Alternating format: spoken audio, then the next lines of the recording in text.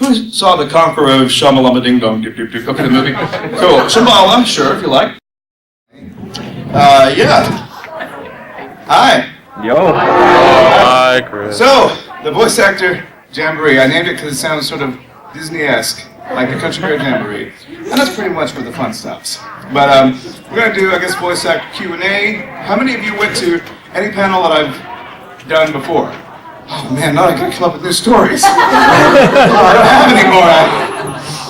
Yeah, I wasn't too sure about this panel, so I made the Q&A sort of some of this panel. But I've got more to say, don't you worry. So it's a Q&A about voice acting in general, so I'll ask a few Q's and I'll provide some A, and then I'll tell the wacky stories, etc., etc. So, anybody have a question? Yes?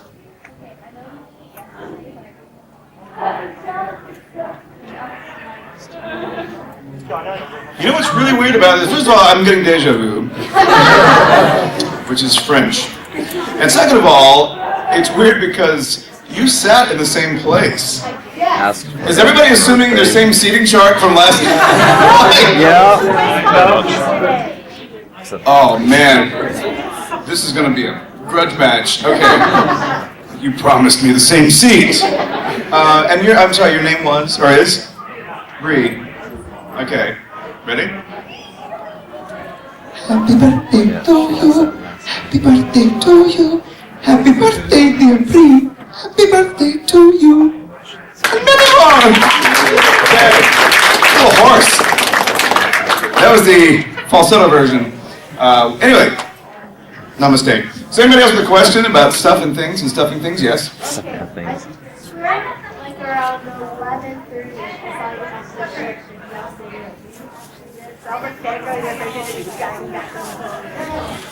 I have an army of clones, lookalikes, that go do different things for me. I'm like, put this jacket on this hat, no one's going to care. Actually, at the show, the breakfast? Yeah, I was there. Oh, so you were pulled away. We would have shared cheese, scrambled eggs. Would have been great. We had a really nice spread for all of you who missed it. Breakfast was still in here, and it's like a break in my stomach. It's not going anywhere. Anybody else with a question about food or whatever? Yes? Could you talk a little bit where voice acting falls within the SAG-AFTRA union rules?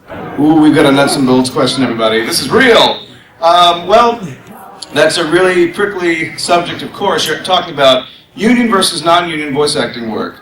And actually, as a new transplant from Texas to LA, I'm learning as I go as well. It's a lot different. Texas is a right-to-work state. LA is governed primarily by union work. Now, I know the real problem comes where if there's like a union game or a union original cartoon or anime, whatever, if you are a member of the union and then it's a non-union job, there are a few ways to go about it. You can either not do it because you're a union, or what apparently, I don't know, some actors do, is, for example, if I'm union and there's a non-union gig that I got, Chris Cason didn't do it, but Bliss Blason did do it. That happens sometimes where you use, like, Thor Thunderstick did it, or whatever. Why? Of all the names.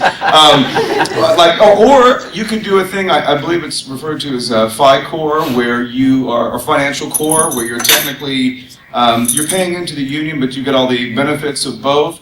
But that's, politically speaking, that's also looked down upon because you look sort of like a scab. In other words, like, so you're going to pay and you're going to reap the benefits of both. You need to pick a line in the sand and choose one or the other. That typically happens too. There are a lot of cameras clicking, so I don't know what to do. But, so rather than give my opinion, I'll just say that's what's out there. And then different people choose different things. Some people say, look, I am union, and if it's not union, I can't, unfortunately, do it. Some people say, boy, I like money, so I will do both. And sometimes, if they do the non-union gig, they'll just take their chances and be their own name and see what happens. I know that. So it just depends. Although apparently, when I'm new, I haven't really run into a lot of this yet, but apparently most people do both. That's the impression I'm getting. Yeah, so that's what happens. But yeah, I mean, that's a big topic. And of course, SAG and AFTRA recently merged and became one mega union. And of course, when they merged, the the price to get into that union, doubled. So why did I wait? But anyway, and also you have to become eligible to join. So you can't just walk up to the union and say, "Here's my money, make me unionized." You have to earn it through gigs or whatever. For example, I did the Walking Dead game, and when I did that, it got me SAG eligibility. So now I'm apparently in the sweet spot, which is I'm not a member of a union, but I'm eligible. So I'm right there in the middle. So all I have to do is get a union gig and pay in, and I would be union. So, yeah. Hi, gang. Oh, yes? So, I was the one yesterday that you didn't recognize because I had that work. And I you know. were not wearing any of that. I know. You didn't recognize me. It took me a minute. As you can tell you now. The questions that I asked you, the answers just kind of went like right over my head. Oh my I don't- gosh. You don't Okay. have to answer them. There's like a way that you can write it down and give it to me later that would be so helpful. Okay, so I now have an assignment. Okay, so I have a little bit of homework, guys. I need you all to help me. Let's see. I can do that. I can take my words and transcribe them, and sure, no, I can do that. Yeah? I was going to ask, so over your career, you've developed many unique voices and used them in many ways. Have you ever used them outside of your work, just in a regular day, to either intimidate someone or play a prank on someone in any malicious manner? Well, I don't have to do that to intimidate someone, because clearly I'm very physically threatening. I know that. Why is that funny? Actually, it's only at cons where that's put up the most, and I forget about it in life, and then I go to a con and I'm reminded that I'm supposed to go through Taco Bell as gluttony or whatever. And the problem is, like, the worst case scenario, I think it sounds funny, I just forget about it in day-to-day life, and then the problem would be if I go, oh yeah, I'm supposed to be gluttony and order a burrito. The joke comes where I do it through I order it through the speaker. They can't see me, but then they've never seen Fullmetal. So when I get to the window, I'm like, I'll take my burrito.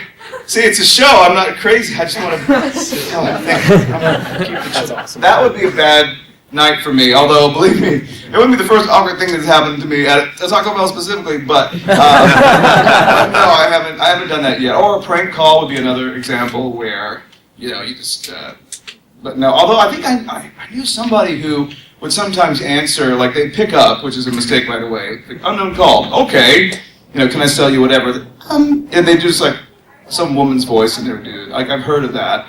I can't remember who it was. They can do a really convincing female voice and they're a dude. But no, I haven't done it yet. But the weekend's still young. Maybe I can go to Culver's or wherever and do that there. I've mentioned Culver's a million. Is there a Culver's around here? Yeah. Okay, good. Because there's actually a Culver's by Funimation, and as soon as I was like, oh, cool, Butterburger. That sounds delightful.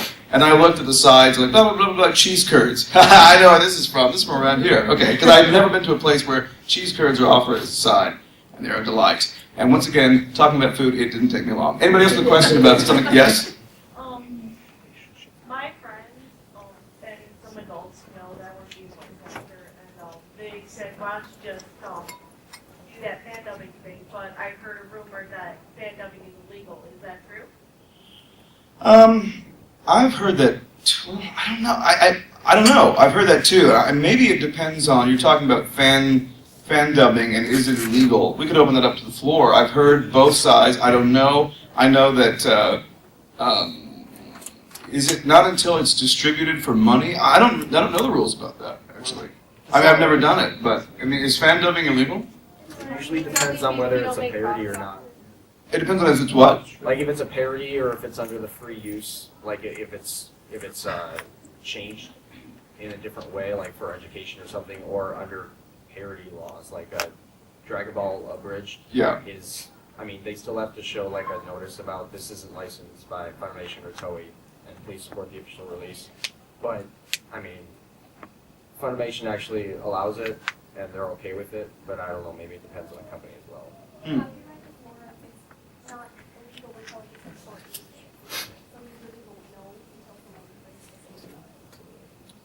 Roll the dice. Yeah, so it sounds like it's a 50-50 shot that could be awful or could be awesome. It also sounds like the quality of the writing might sway the decision of the court. If it's really funny, I guess you could. If it's really funny and you put up, hey, we know we're not XYZ and this is not so-and-so, apparently satirical laws protect it. I don't. Once again, I'm just guessing. I'm not sure, but I wish I could be more helpful about that question. I don't know the answer to that. I've never done it before. I mean, I know it's done all the time, but I've never done it. Wow. Anybody else with a question I can also not answer? Yes? I'm glad you asked. How many Altoids can I eat at one time? Eat more than one at once. I mean, you know, they're curiously strong. I don't know. Maybe like one. I saw the hand go up with Altoids. The answer is one. Yes? You may not know this. Do you know who's sitting on the licensing rights for AM Driver or Get Right? Ooh, another piercing question. I don't. I know of the show, of course, but I don't know where that is now. I don't know where that sits. I've had discussions before about licensing and stuff. Like I know for a while, or I believe there was a bidding war for Sailor Moon stuff. And I think that was just sort of in limbo, for example. And I thought, whoever nabs that that's gonna be a big one too. I don't know what the future of AM Driver is, unfortunately.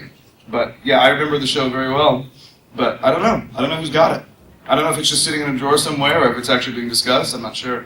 Although, to be fair, even if, sometimes, you have to say, well, I don't know whether you actually do know, but you're protecting the company. I really don't know. And in the case of Funimation, as I mentioned before, there's such a clear-cut, as I said, in production, it's just people, like I said, chicken feathers and slapping each other with fish, and they're all recording, and they're crazy. Well, not crazy. And the other side is the more serious people in suits making the deals and all that stuff. And there are two doors that are sealed up with cards that you have to get in and out of both sides. So I really don't know what they do back there. But yeah, I definitely know the show, and I don't know where that is right now. Okay. Wow. Altoids, subs. Let's see if I can fail with your question. I wish I knew that last one especially. Do you know that Sailor Moon's being remixed? I do know that. Okay, so are you going to get in on it? Are you going to do either Tuxedo Mask or Artemis or Melvin? Yeah, I'm going to choose what I do. No. And that's one of those questions, believe me. If I had the ability to say, I would now like to do that, that is not the case, unfortunately. In fact, I think there should be a panel called The Jobs We Didn't Get. Because that would be an amazing panel, because when you go into audition, you audition for, as I said, at least 3 characters at a time. And you're only given one, if the one. So, yeah, like for Z, for example, everybody auditioned for Goku. Everybody auditioned for Roshi, Krillin, Popo, Tien. Everybody auditioned for everything, because at that time, at Funimation anyway, there was an acting pool of 50 people, maybe, as opposed to now where it's 400 plus with new people submitting all the time. So, first of all, I'm glad I got in when I did.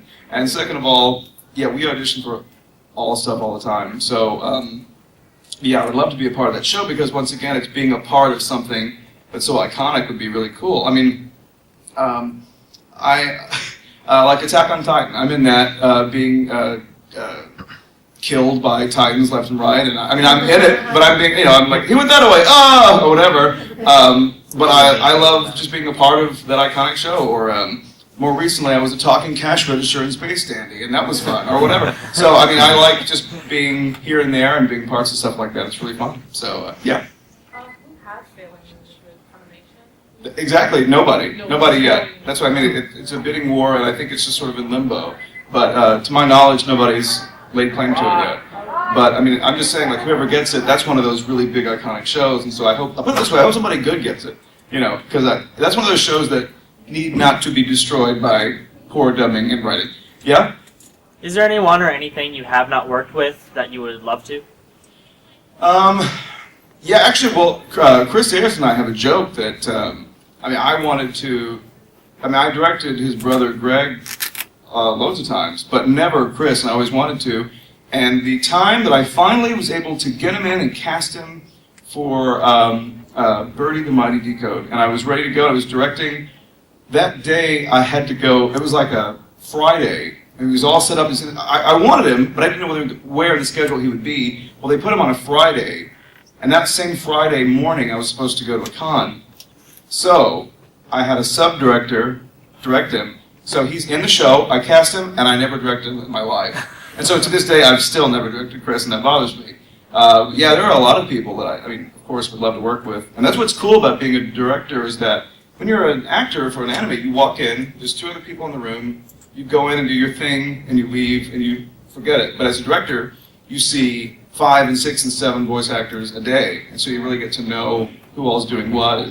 But yeah, there's a lot of people that are really good that I haven't worked with yet. So yeah, all the time. Yeah. Just out of curiosity, if there's any video game that you could voice an A character for, what would it be? Oh my gosh, video game. How about let's see. I'd like Troy's part in The Last of Us. I'd like it because we're friends. I'd like gee. How about?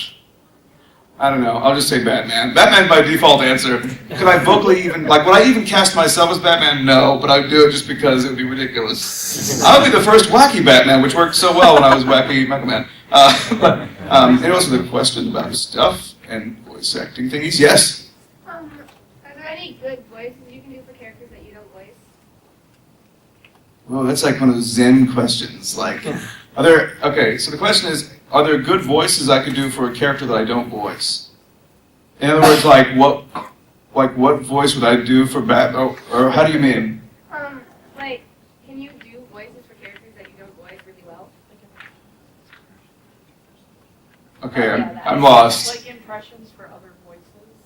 Like, can I impersonate someone else? Yeah. Well, I don't want to try it. I guess we call it professional courtesy. Although there was an actor who will remain nameless who I was directing at one time at Funimation, and he said, "You know, we all do voice work. Why don't we just imitate the people that get the most work and take their jobs?" It's genius! But we never did it. So, yeah. I mean, of course, it would seem too much like we're imitating, so yeah, we wouldn't do that. Although, everybody does impersonations of other people, but yeah. Nah, I'll leave it to them. It's kind of like people asking, like, have you ever cosplayed a character that you've done? I've heard that question before. And I say, no, I can't even sew. I have too much respect for actual good cosplayers that I didn't want to do that. Plus, you know that band that wears their own band t-shirt when they're up on stage? I don't want to be that guy either. It's like, I'm still awesome! Like, no, I don't do that. I mean, I'm rocking Voltron today, but I'm just a fan. But yeah. Anyone else with a question about stuff? Yes? Is it fun working with other voice actors? No. Ego goes out to here. Is it fun work? Well, do you mean like directing them, or do you mean? Voice acting with them? Well, that's the thing. When we voice act, we go in one at a time. It's funny. We don't see each other almost ever. Only in the halls passing, maybe, and most of the time we don't. And which is funny because the time that voice actors get to see each other the most is at cons. So that's one of the reasons we like cons so much is that like, we do like a general voice acting panel, like if there were other voice actors here. There's been times it was like, wow, I killed you, I kissed you, I blah, blah, like, and we have never, in some cases, never met. So, but yeah, the voice acting community in general is very supportive and very cool. I like the voice actors in general, but yeah, at cons, that's where we actually get to meet to begin with. So that's kind of weird. But yeah, we'll have whole conversations and lives and never, I mean, like the Walking Dead game. I did a scene with Norman Reedus. I've never met Norman Reedus, but we did a scene together, so that's weird. And I'm sure if I walked up and said, hey, we were in the scene, Norman, he wouldn't care. But, you know, I don't know. But yeah, it's just weird to do things with people that you have never met. That sentence is weird. Anybody else? Yeah? Okay, so mine's a kind of a two-part question. One of them's really short, yes or no question. When you were the director of Birdie the Mighty, Chris, was he Basilisk? Like the one of the first villains, sort of, that Birdie was chasing after? I know who you mean. No, he was later. He was later. Okay, he was there. Anyway, the second part is, as a director, what's your favorite part about that? My favorite part of directing is seeing something through to completion and having that sort of paternal feeling like, you know, I'm working on this thing, I'm doing the best I can, I'm trying to make it really good, and then also, you have that feeling like, you know, you're very proud of something, because no matter if it's an A title or a Z title, you try to give it your all no matter what, because you don't treat them any differently. And so, you know, when you're finished, I guess you have that, I don't have any kids, but you have that, I'm sure it's that same feeling of, it's your kid's first day of school, and you just hope that everything goes okay, and that someone sits with them at lunch, and that everybody is their friend. And that's what you hope, because you think it's so good because you worked so hard on it. But then once it's, usually a year later, when it's finally released to the public, you don't know what they're going to do. sometimes they like it more than you even think they would, and sometimes they hate it. And you go, well, whoopsie daisy, we'll just do another one, because you just never know. But I love the act of putting it all together and then seeing the final product, because it's really like, wow, this took, the whole show took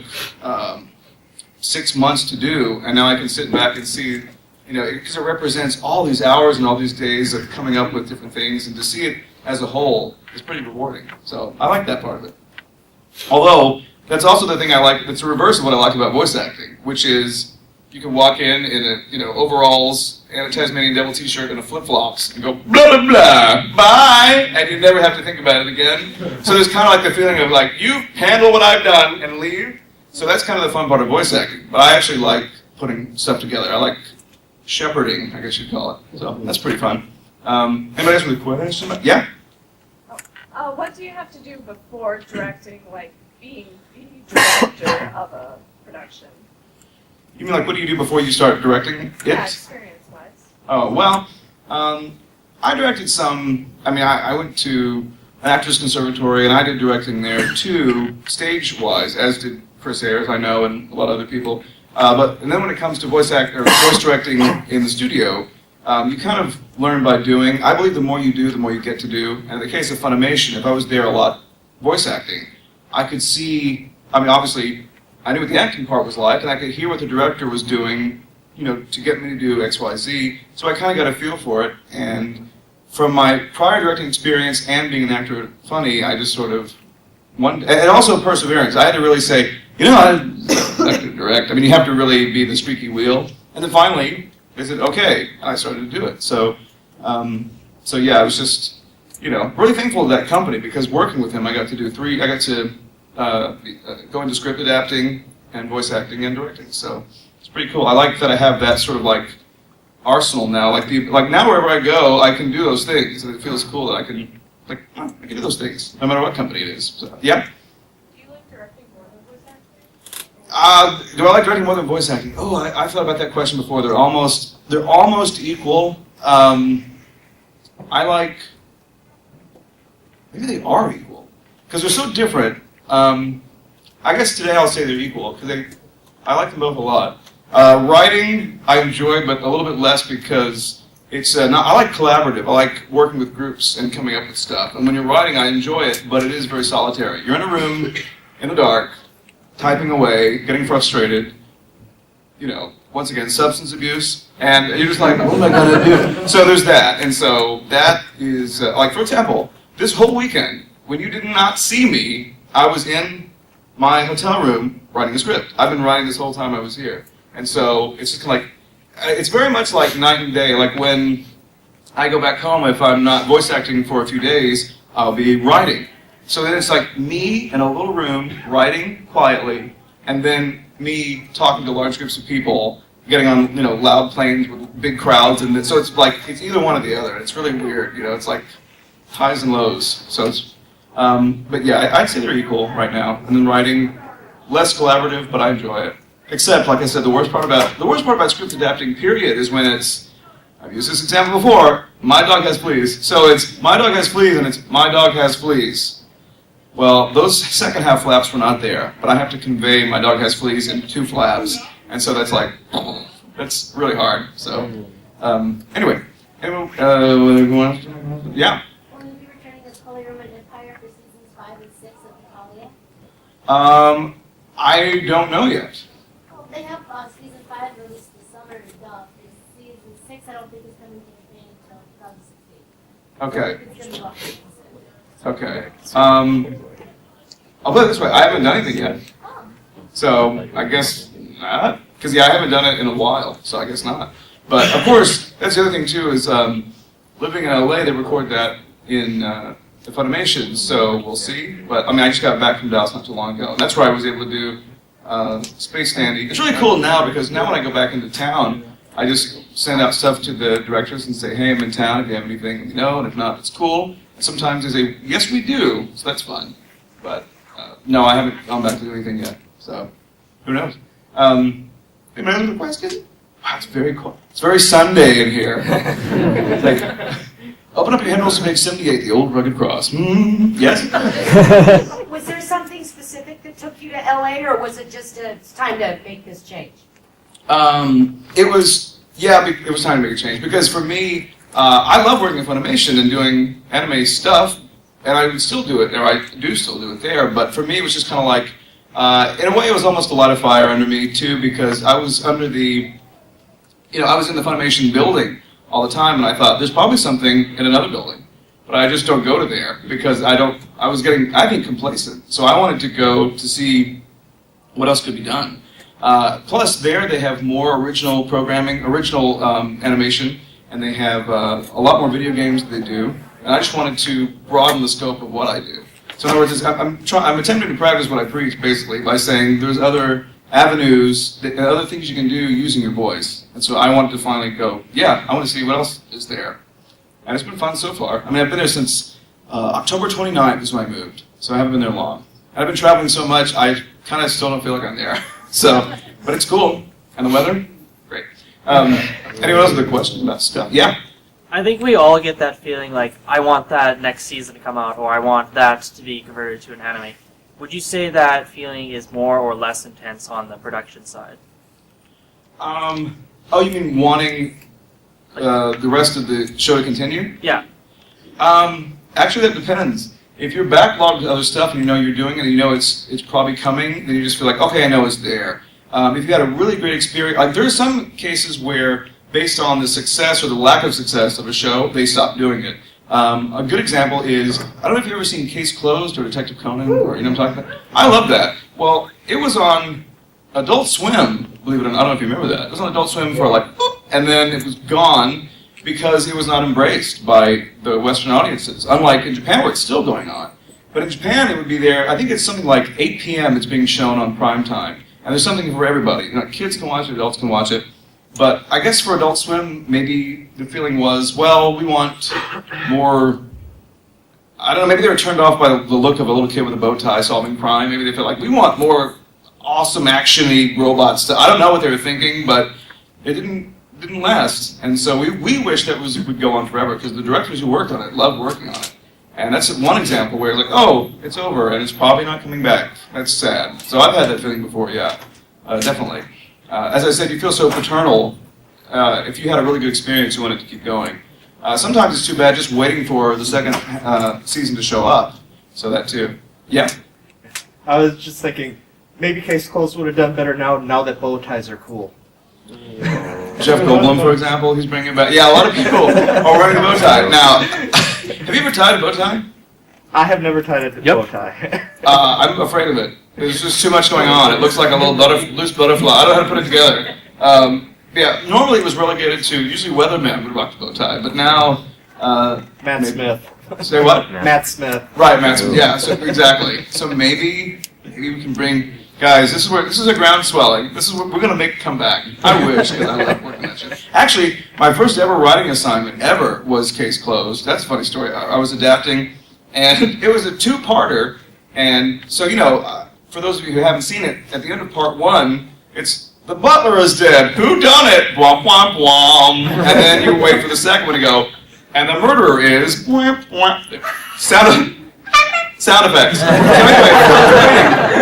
And then, so I was supposed to do the second half. So another writer did the first half. So what you want to do when you do these 2 and 3 parters is you want it to sound like it was all written by the same person. Because obviously if the writing style is very different, it's very jarring, it's kind of like, but Conan would never say that, or whatever. So I remember going up to the guy who wrote the first half, and I said, okay, first things first, who's the killer? And he said, I don't know, man. I kind of like to be surprised. I said, but you wrote it. He's like, I don't know. Okay, this is going to be a long road, I can tell. It's not going to help me. So I'm trying to type this thing, I'm learning, trying to figure out who the killer is, trying to match his writing style. By the way, he doesn't work there anymore. And also in the body of the second episode, Conan, and I forgot the circumstance, but he has to fill in for this pop singer. So now Conan has to sing a full minute and a half pop song. So suddenly I became a songwriter because I had to write a song, and it kind of had to fit the flaps. I don't know, when you see the dubs, you see the mouth flaps with songs don't always fit, but I tried to make it fit. So it was like, it was a trial by fire. That was very difficult to write. I don't think I've written a script that difficult because I had to write. I really didn't have a lot of assistance from the first half, and I had to write from scratch, and I had to write a song, so that was weird. But anyway, that was, like I said, it's never been that difficult, but it's the first time for anything. It's harder. Anybody else with a question about stuff? Yes? So, is that why the Gray Man was also dropped from the rest of the dubbing?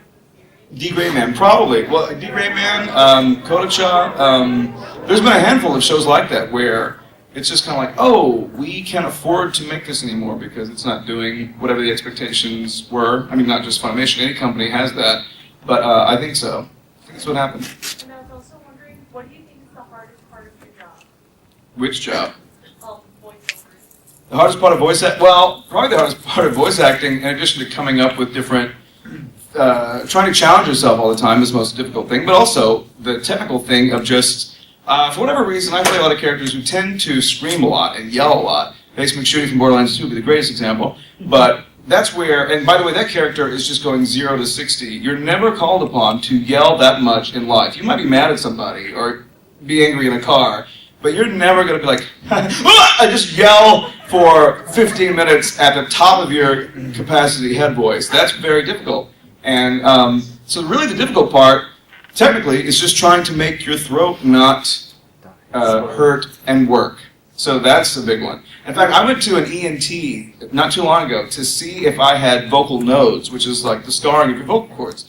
And I'd never been to one before, and I thought, surely I have some problem because I scream all the time. And I sat down in this chair, and the doctor produced I think about a 6-inch black tube with a light on one end and an eyeglass on the other. And he said, okay. And he took the tube and he began to snake it down my right nostril. And he's doing this. And I feel like a magic, like, I can't believe it's still going down my nose. Like, how much throat is he looking for? And I'm like, you know, and like, if I open my mouth like that, you can see the black thing dangling there. And I'm like, and of course my eyes watering. And I remember he's looking, he said, okay, don't swallow right now. I have to! The moment he said, he went, all right. Okay. And then finally he sinks it and I go, okay. And then he says, okay, now I want to look in the other nostril. And I thought, I'm not a doctor, but you're going to the same place. Why are you using multiple holes to go to the same spot? I don't care if I have 15 holes in my face. You're going to my throat, right? He's like, whatever. And so after this comedy of errors, he says, well, you don't have anything. He says, you have a perfectly healthy throat, which is a weird sentence. And I said, okay, thank you. It's one of those things where you go through so much, you almost wish he found something because you can't believe what you went through. But he said, no, you have a perfectly normal throat. And I couldn't believe it. And he said, by the way, you're a doctor, I do have scarring on my throat.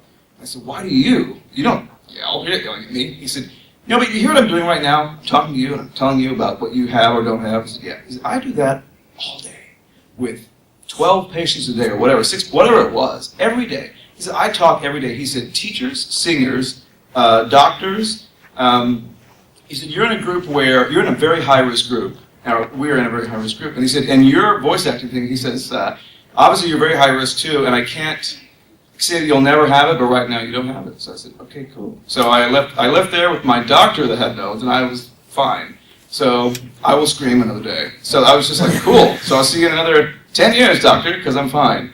But what you want to do is, if you're screaming a lot, you want to go into vocal rest, which is, you can drink hot tea all day long, and that's great. But what you really want to do is, if you're yelling on Monday, just don't talk for 48 hours, and then you'll be better by the end of the week. But it's a lot easier said than done, because you can't speak at all. It's all texting and this or this for 2 days at least. And so that's very difficult. I would challenge you to just do that for 30 minutes today. It'll be a nightmare. So imagine doing it for 2 days. But usually the throat will repair itself, and then you go back to yelling again, and then vocal rest again. So that's what you have to do. It's weird to yell, by the way, to stand in a room and do fight reactions, which, by the way, we are moving our hands and we're moving our arms. It's funny. Although you have to be careful if you move too much, like and the mic just it's kind of not good. But you're flying, and when you leave there, you are red-faced and sweaty, and you look like you've been in a fight or ran down the block. And it's just weird that standing in a booth doing fake fighting makes you look like you've been in a real fight. You'd think by now I'd have a six-pack with all the fighting, but no such luck. Anyway, yeah. Out of Popo and Gluttony, which is your favorite? And to make fun of your answer, what's your favorite quote that you gave? Between Popo and Gluttony, what's my favorite? Or who's my favorite? Yeah, which character did you like better?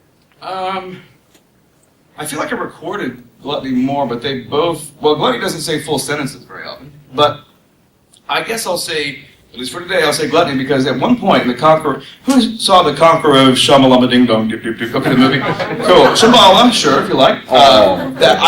Gluttony was a 30-foot monster with 5 heads. And I can't... Sadly, Popo never was. So I'm going to say that for that reason. I get to play a 30-foot monster with 5 heads, so I'm going to go Gluttony on that. And then he would say, can I eat him now? Would be a Gluttony line. I like that. So, he's creepy. And that was creepy too. Anybody else with a question about stuff things? No. And scene. No? Nobody? Oh, yes. What do you usually do to get your vocalizations ready for your voice acting? Well, you're talking about warming up and how you get ready for voice work. There's a lot of different ways. There's vocal exercises, the unique New York, and red leather, yellow leather, and all those vocal things. And you can do those, but a really quick way to get your voice warmed up is, first of all, it's better not to record too early in the morning because you have frog throat in the morning anyway. But a really easy, quick way to get your voice loosened up for a recording would be to get in your car or a car and play music that you like, a song that you like. And not necessarily at the top of your voice, but in full voice, just sing along to a song, maybe 1 or 2 times of a song that you like. Will you be in your car going, singing, and then you pull up to a stop sign and someone's like, I'm like, yeah, that happens, but it's okay, because you're going to go do some cool anime, and they're going to go to a Great Cube and take their life, so it's fine. But yeah, so you definitely get it. So that will really open your voice up. You want just a warm tone that's not froggy and that's ready to go, and so that's an easy way to do it, is just to sing a little, believe it or not. So it loosens up the chords.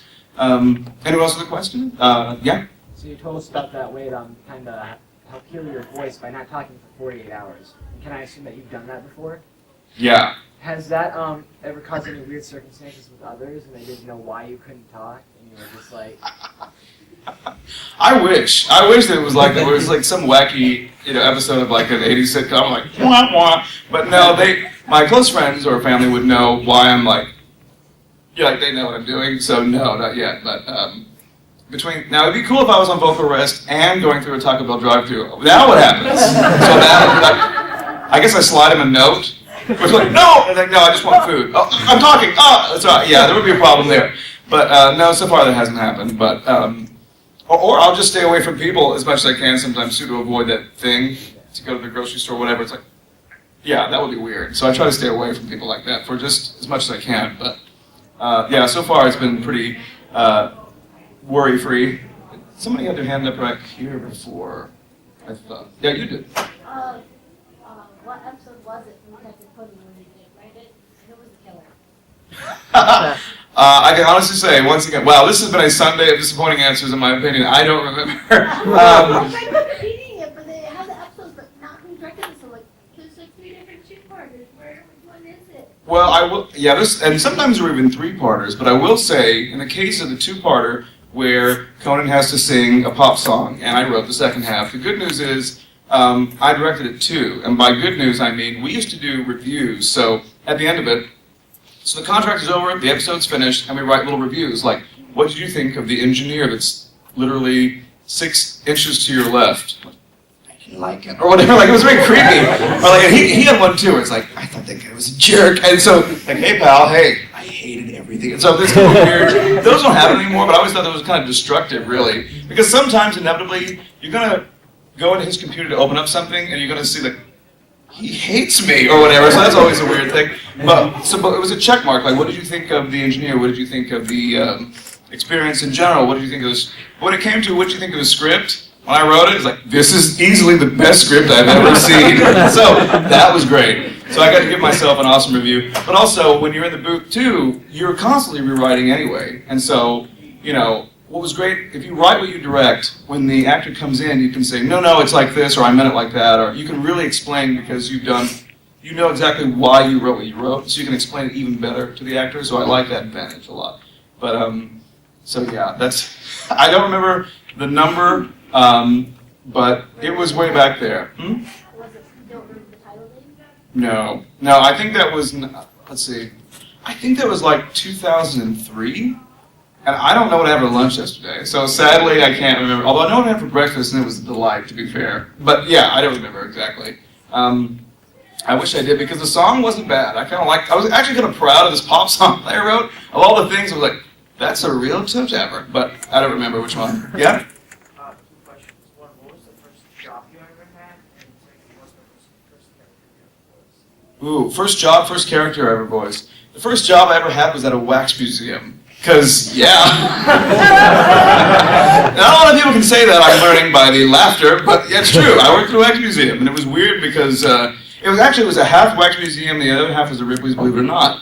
And I worked in there, and it was a now the problem was, the place was Arabian, like the outside looked like the Taj Mahal, which is, I guess, to have curb appeal, so tourists would be like, what's in that weird building?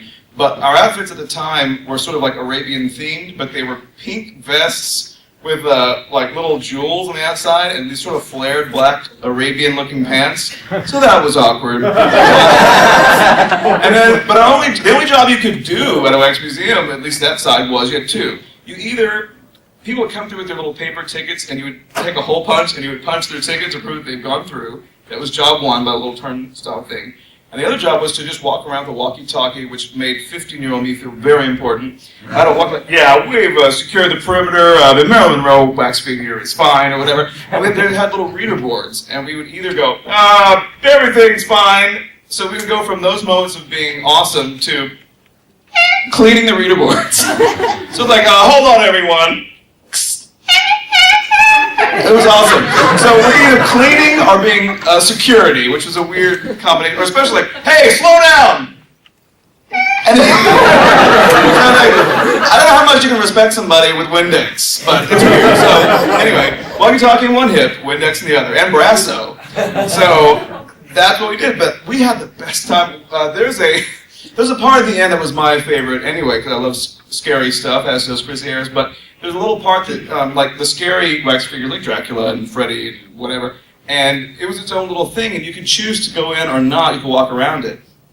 Every time we would go, and they had reader boards too, so we had to go in there, and we would always go, we would walk in the exit door first, so we would walk against the flow. So if people were like, that's really scary. Oh, excuse me! Like, we would always brush people just to make them afraid. Also, but the scariest thing to happen at the Wax Museum easily was at night, there was also a part called The Life of Christ. In The Life of Christ, in the beginning, there was, the beginning of The Life of Christ had the tomb. So basically, it's nothing but a bunch of caves. And at night, they shut the music off. So it ceases to be The Life of Christ, it just becomes scary cave time. And so it's just no music, dark cave, and you with a vacuum cleaner. So it's just like... And if you don't think, we jumped out and scared each other all the time. I was scared more times in The Life of Christ than by Frankenstein. I was so scared. I was like, oh my God, go you. I'll see you tomorrow night. Do the same thing and get me at the same time. So yeah, I just remember vacuuming up in The Life of Christ and being scared. So that happened. So yeah, that was my first job ever. It was awesome. And the second question, which I almost forgot, was first acting gig. First voice acting gig was Dragon Ball Z, which is weird. It's just weird to say. At the time, it didn't seem like a big deal because the place looked really scary and dumpy. It was just a big gray... It was an old bank building, and they rented out like a room on the second floor, and it was just... It looked not like this company was... I thought, wow, this is not good. When I drove away, I thought, whatever. I thought, it'll be fun. I'll do it for a week or two, and maybe the company will fold, and the checks will clear, or who knows what will happen. And it turned out that was not the case. It was like one of the biggest shows ever, and one of the biggest companies ever, and I had no idea. And I'm sure that Funimation the company head would say that, I mean, the fact that they got Dragon Ball Z as their first ever property, I think was a make it or break it. If they got some second or third tier property, I don't know if it would have done as well. But their first property happened to be what turned out to be a huge show, and it really made the whole company successful. So, but yeah, that was the first one, which is weird. Anybody else with the, let me make sure I got the right time. Sure I do. Yeah? At the wax museum, did anyone ever decide themselves as one of the figures and then replace the figure and then jump out of it? Oh. You're asking about Wax Museum hijinks, and the question was, did anybody ever just stand there and replace, like, well, we didn't replace, like... Well, not exactly replace, but kind of like just take their place temporarily and then just like wait for people to have their back turned and then walk to them? All the time. All the time. That's what's great about that. Because obviously we're wearing the pink vest and the black pants, so it's not like we could replace Elvis with one of us. I'm pretty sure that's not Elvis. That's a 15-year-old worker in a pink vest. But, yeah, actually they used to do a haunted house around October, which I love walk-through haunted attractions. I love stuff like that. And they used to do, yeah, I love it. And they used to do that there. So that was the whole thing was, the tagline was, is it wax or is it real? And they used to have people dressed up just like the figures, and you'd go through and you wouldn't know who's real. And all they had to do was just go like that, and people were like, 4. It was awesome. It was awesome. And I saw so much urine.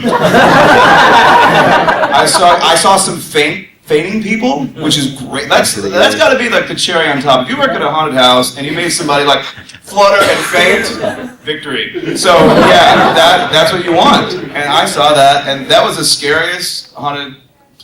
It was great. Were you ever any of the fake ones? I not there, but I did it. They ran another one at another place, and I did do that. And yes, I did make someone faint. Whatever, and it was great. I put a mask on. I was scaring somebody, and it was a little girl. Maybe she was like 11 with her mom and dad. Oh, it's like one. I forgot what I did because you can't. They didn't want us to go blah because it looks phony. Because it would be like me as an awesome zombie going, I'm still you. So, and it was I remember it was a stand-up crypt with a little cheesecloth covering, and I was all monstered out. And there they were, and they're looking at me, and they were looking really hard in the dark because they couldn't tell if I was really loud. I was like, forward, and I saw an 11-year-old daughter go. And in my head, I was like, I'm really good at doing this. And then the parents went, oh, child, get up. And then as she started to get up, and I already went back in my little hole, and as they were trying to get her up, and when I saw that she was finally up, she stared at me again, and I came. No mercy, she paid for it.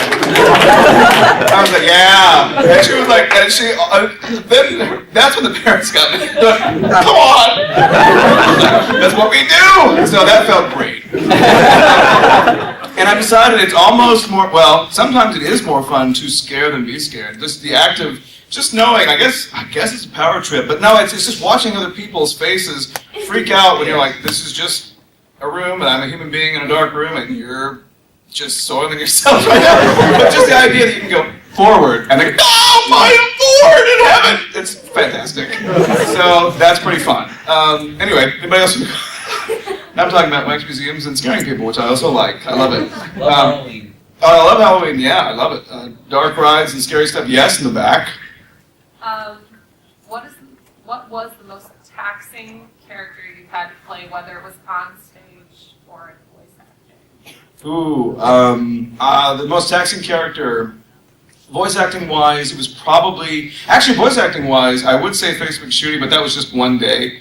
There's a show called School Rumble, and I was Hanai in School Rumble. Hanai, what you try to do, if like, as a director, if you're going to direct somebody who, like in a show like Dragon Ball Z where it's a fighting show, what you do when you direct them is you have them come in, and normally the show works like this.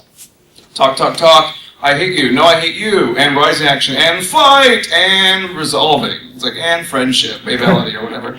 Well, in this case, you record them where you do the fighting at the end. You do it out of order, because if you do the fighting even in the middle, their voice is cached for the rest of the, and they can't go on, so you leave it to the end. But in the case of Hanai, I was yelling. He was so passionately or comically into everything and intense, he yelled every line. And so there was nowhere for me to go. I was like, I'm yelling and I can't not yell today. So the best we could do was have it like I would yell on Monday. I mean, yell. I did my yelling on a Monday, wait 2 days, and then yell again, because there was just no escape. And, I'm ready to act now. Like, that didn't work. So that was very difficult, technically. And then the other thing that was difficult was I did a show called Young King Arthur. It was an original production. It was a bus and truck tour. It was 46 states in 9 months, and we did that show I think it was like 157 times or something like that. We did the show a lot. And if you do stage work, you try to make every show like new because the audience is new and they deserve to see it as it was supposed to be. But just trying to make the show the same 157 times was very difficult to do. And to the point where I started to lose, I remember one day I started to lose my mind for about 30 seconds. I actually went crazy and then got it back. And I think I'm back now. I don't know, so this might not be me talking to you, but I remember, so it was like show number 127 or something like that. And, we're at these larger theaters, which are really pretty, like old opera houses and stuff, and I'm looking through the curtain and I see the crowd, and it's full. I'm like, okay, cool. And I'm ready to go, and the music's about to start, and the curtain's about to raise, and I look out, and for 30 seconds, I thought to myself, that's the same crowd from the last town I went to. They just bust the crowd in, and they're following us. And they know everything we're going to say. It's like Rocky Horror. They know everything we're going to say to them and back, and they know all the lines, and this is the same people I just saw in the last town. No, it's not. And then I went back out into the show. But for a split second, I thought, they're still here. They're with us. They follow us. Because it was like Groundhog Day. And it was I thought, wow, these are the same, and we're going to say the same words. I mean, there was that. Okay, I'll go back and do it. So, yeah, but it was kind of weird because I thought, here we go again. So that was kind of creepy. But it was just hard making that fresh every time. So, yeah. Anybody else with a question about stuff? Yes? In Hanai's voice, what's your favorite quote from School and Bolt? Well, it's me yelling. And he says Yakumo a lot. So he just it's him yelling Yakumo. That's what I remember most about Hanai, it's him yelling Yakumo. It's about, that character was all about unrequited love, about the fact that he couldn't get the girl that he wanted. Yeah. My library is missing DVD 1, 2, and 5, so I can't do season 2 yet. Well, I mean, and I think everybody can relate to, whether it's a guy or a girl or just a thing about longing after something and never quite, it's always just out of reach, and that's what he was the entire run of the show. Which is He was in love with Tenma, though. Yeah. But he screamed, I just remember him screaming Yakumo, I have individual lines from shows I just remember, and I just remember him screaming Yakumo, but he screamed every line, so that's fair. But yeah, I remember that. I loved working on that. And Brina Palencia who's a great voice actress, was also the director of that show, and it was really fun. But so check it out. That's a plug. Yeah. What roles do you wish you had? All the other ones. I mean, that's a classic actor question. It's like, what roles do you wish you had? The ones I didn't get, because we audition all the time, and for every show, I mean, there are obviously some shows, especially at Funimation, that I don't even audition for anymore because I'm physically not there, but, I mean, especially now, but, yeah, every show I audition for that I don't get, that's not good. I want to be in as much as I can, so, a lot of shows. I mean, yeah, too many to mention. I like acting in shows, so if I'm not in there, I'm like, no, that's too bad. Yeah? What was one of an embarrassing moment you've been or experienced at con? Embarrassing moment at a con? Yeah. Ooh. Well, I will say that, how many people... Yeah, I'm not going to say that story again. There's a girl who saw fit to show me her underwear and said Hello Kitty on it, but I won't go into that, although some of you have already heard it, but I remember, now, there's a word that nobody likes, I mean, it's become awful now, and that's, of course, just got a message. The answer is we have 5 minutes, but people hate the word YOLO now. Yep. But I will say it's still kind of funny if used ironically, and what happened, it didn't happen to me, but I was doing a panel, and then it was over, and people were, getting up and walking out or cross or whatever, and a lady was walking across in front of the table to leave, and she walked, and she tripped, and someone in the back went, "Hello." And so it can still be used if used correctly. So that was pretty awesome because she totally fell and it was funny. That's what I can. Slapstick. Some people don't like slapstick humor because they think it's cheap, but frankly, it's the only thing we all share. Like if you're in some, tribe in the middle of the deepest, darkest of Africa, and somebody slips on a leaf, someone else is going to laugh at that. And I love that we all know that that's hilarious. Someone else's pain. Tragedy. The difference between comedy and tragedy. Tragedy is when I slip and fall down. Comedy is when you do. And that's pretty much how it works. Anybody else? Yeah. Have you ever taken a role? Have I ever had a role I wish I didn't have? Well, the only. Yeah, but just not the character, but any character that's just like man A or man B. I like those, but the only reason I wish I didn't have it is because I wish it was even more. You know, if you go and go, "Oh no, the Titan is going to kill me! I'm dying! I'm dead!" And then you get out. You know, obviously you want a character that has a little more meat that can even do more and say more. Although doing bits are so much fun, and doing Walla with all actors or group. I've talked about this weekend, where you go in with a group of 3 or 4 people into a booth, and you're all background noises like running from a monster or your crowd. It's like extra work, vocal extra work. I still do it, and I love it. That's the most fun you'll have voice acting, because in between the takes, you're just like laughing about how ridiculous what you're doing is, and you're like, the monster's got cut. Okay, and we're all laughing, and the monster. I mean, that's so much fun, and you're just imagine being in an elevator and just laughing with your friends in an elevator, which is kind of like this con. Except without that Sunday smell. Anybody else with a question about stuff and things? Yes? How do you prepare to voice that character?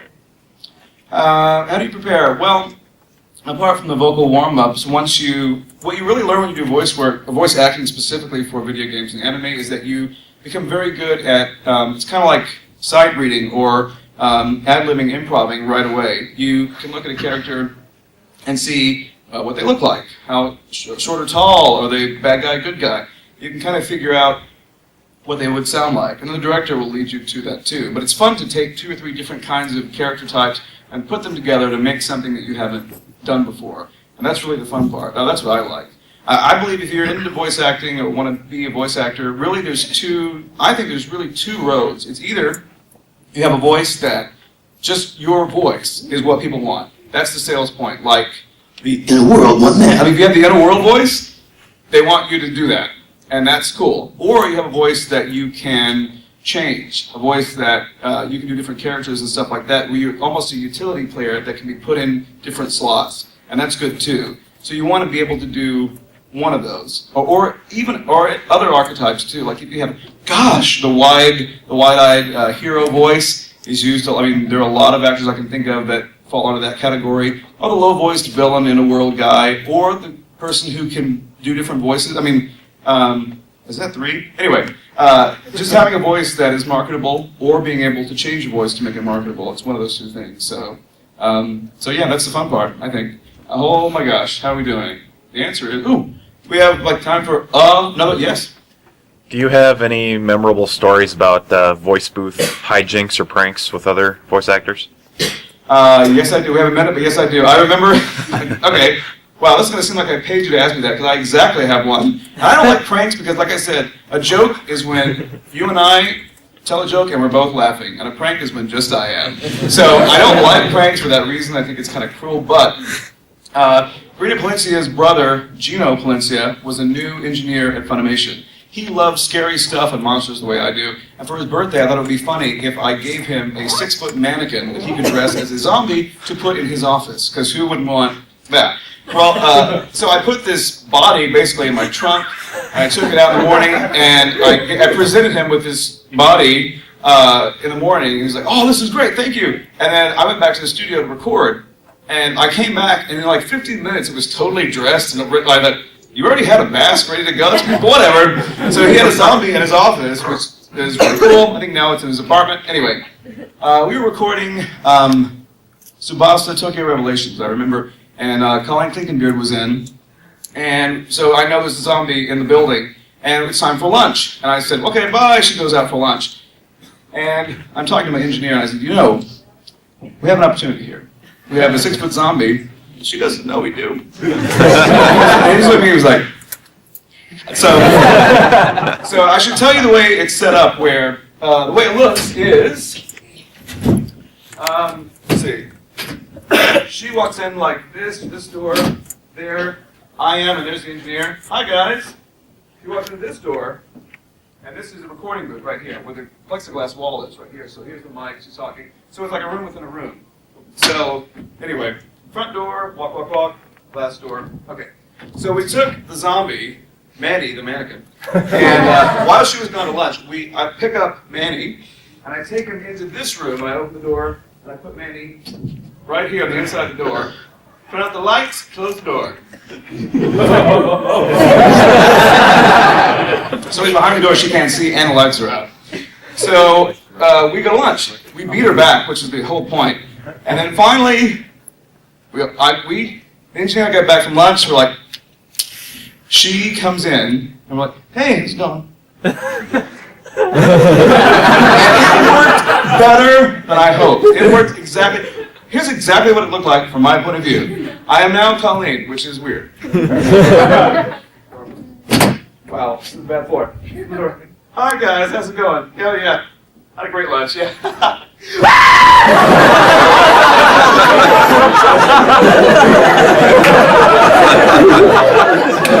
Poor Manny.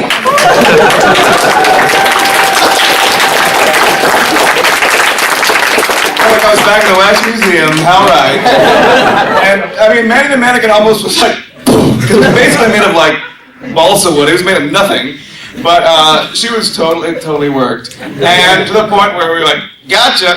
And we thought about, she left, and then what happens when you prank somebody is you get power hungry, like, let's do it again. It's a mere blood on his face. Like, we want to up the ante every time, but we didn't do it again because we thought, you know what, we want to give Gino Manny back, and it would be weird to like keep pranking with the zombie. No one would want to go in if we kept doing that. So yes, we did, and that was awesome. And that's my time. Thanks, guys.